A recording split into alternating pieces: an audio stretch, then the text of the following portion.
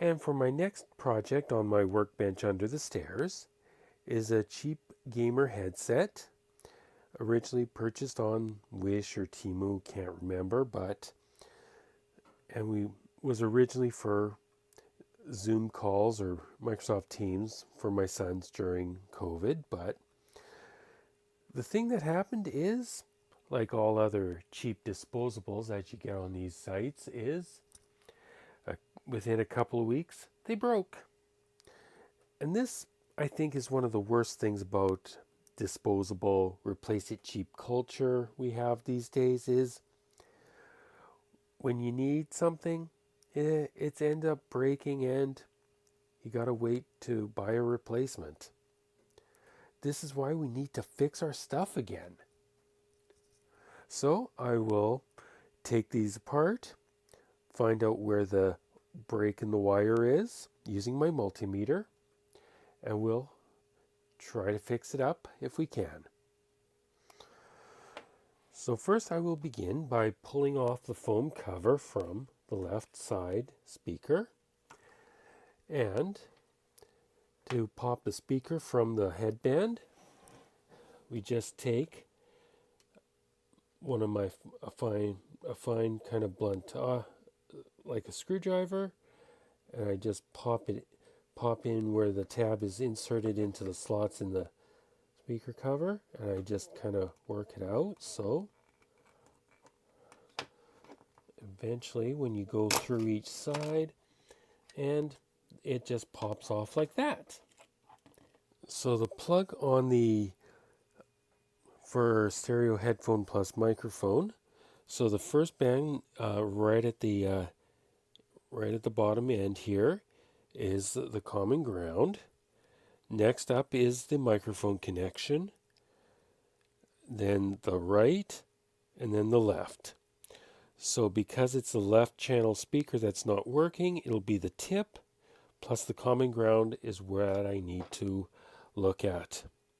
So to start with, I'm going to take my alligator clip hooked up to my multimeter, and I'm going to first attach it to the positive of the left channel, and then take my other probe from my multimeter, and then I'm just going to start probing and see if I see any continuity. And appears I am not. Oh no, there it is. Okay, so the positive side has continuity. So now I just reverse over to the ground and I check for continuity there. Okay, so it appears I have found my open circuit. It runs on the ground wire from the speaker to the plug. And as you can see, I'm firmly clipped on to both the plug at the ground connection plus the ground on the speaker, and it shows open. So now the next thing I need to determine is the speaker open? And just check right across the speaker, and it's not showing open. In fact, they're showing 30 ohms. So just to double check, I'm going to go back and confirm that it is in the wire, and I'm on both the ground at the speaker and at the plug, and on both sides it shows open. So it is in the wire, not the speaker.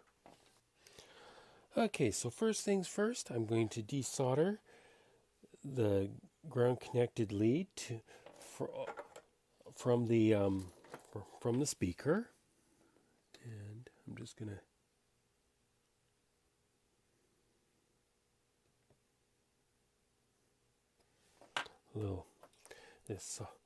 the solder they use to put these together is a little difficult, so let's just